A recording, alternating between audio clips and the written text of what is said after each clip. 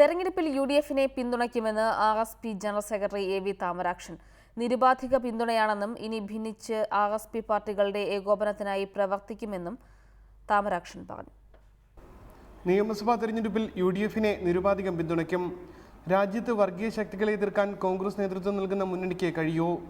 കോൺഗ്രസും ഇടതുപക്ഷവും മതേതര മുന്നണികളും ഒന്നിക്കണമെന്നും AV താമരാക്ഷൻ പറഞ്ഞു.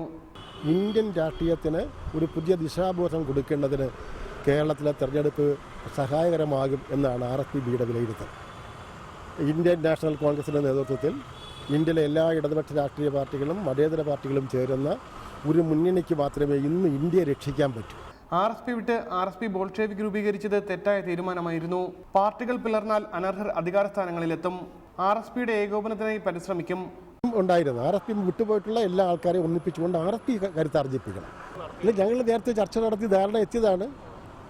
പിന്നെ VP രാമകൃഷ്ണപിള്ളയും അസീസും പ്രേമേന്ദ്രനടക്കം ധാരണയുണ്ടാക്കി ചർച്ചയിൽ ധാരണയെത്തി. എങ്കിലും അവസാന മൊമെന്റിൽ ചില ഒന്ന് രണ്ട് സഹാക്കളുടെ പിടിവാശി കൊണ്ട് നടക്കാതെ പോയി.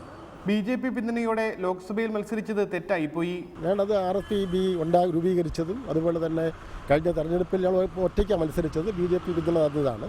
എന്നാൽ പോലും അത് പാടില്ലായിരുന്നു എന്നുള്ളത് ഒരു വിലയിരുത്തലാണ് ഞങ്ങൾക്കുള്ളത്. RSP ലയനത്തിന് സംസ്ഥാന നേതാക്കൾ അനുകൂലമായിരുന്നെങ്കിലും ജനറൽ സെക്രട്ടറി TJ ചന്ദ്രചൂഡൻ എതിർത്തതിനെ തുടർന്നാണ് നടക്കാതെ പോയതെന്നും AV താമരാക്ഷൻ പറഞ്ഞു. റിപ്പോർട്ടർ, കൊല്ലം.